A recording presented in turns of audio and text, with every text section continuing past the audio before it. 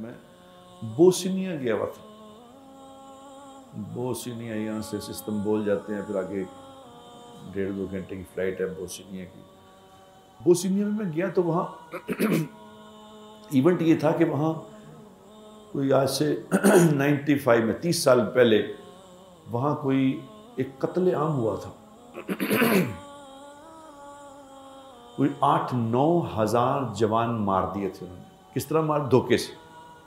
धोखे ट्रकों में भर के ले जाते थे, तो ट्रकों में भर के जी इनको कहीं जॉब पे ले जा रहे हैं या क्या कर, वो जंगल में जाके उनको कत्ल करके उधर ही दफन कर देते थे।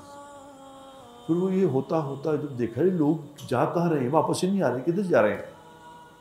तो 8-9 हज़ार बंदे के बाद बात खुली तो पता चला कि ये तो सारा ये हो रहा है। कई बच्चियां बेवा हो गई, कई बच्चे यतीम हो गए। तो फिर अब वो हर साल उसकी वो मनाते हैं, क्या कहते हैं इसको, एनिवर्सरी मनाते हैं। तो वो हर साल उनका उसी दुख में जनाजा करते हैं। तो वो कोई उस जनाजे वहाँ पे कोई 1.5 लाख बंदा होता है। इस तरह हमारे यहाँ इज्तिमा होता है ना, इस तरह दुनिया थी वहाँ। और वहाँ सारे मुल्कों के सरबराहान भी आते हैं। हमारे मुल्क से भी प्राइम मिनिस्टर भी जाते हैं, दूसरे मुल्कों के प्राइम मिनिस्टर सदर वगैरह आते हैं। तो मैं वहाँ गया तो मैंने देखा, वो वाक़या देख के, उनकी बातें सुन के लोगों की, तो मैंने कहा ये एहसास हुआ कि दुनिया में तो जुल्म होता ही आया है शुरू से, ये चल ही रहा है इसी तरह। और अल्लाह ने इसको डिज़ाइन ही ऐसे किया। मैं क्या करूँ? अभी चूँकि मुहर्रम का महीना अभी चल रहा है, तो मुहर्रम में जो इमाम हुसैन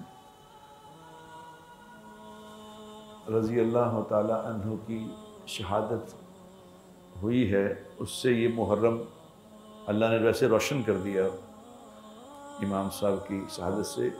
वरना ये महीना तो पहले ही मुकर्रम था, लेकिन इमाम साहब की शहादत ने इस महीने को 4 चांद लगा दिए। लेकिन अल्लाह ने ये इमाम साहब की शहादत इसलिए कराई इसमें कि भी इतनी बड़ी हस्ती के साथ अगर ये हो सकता है, तो बाद में किसी के साथ कुछ हो सकता है। ये कोई बड़ी, यानी ये दुनिया है, यहाँ कुछ नहीं है ऐसा, यहाँ ये होता ही रहना है ऐसा, ऐसे ऐसे चलना है इसलिए।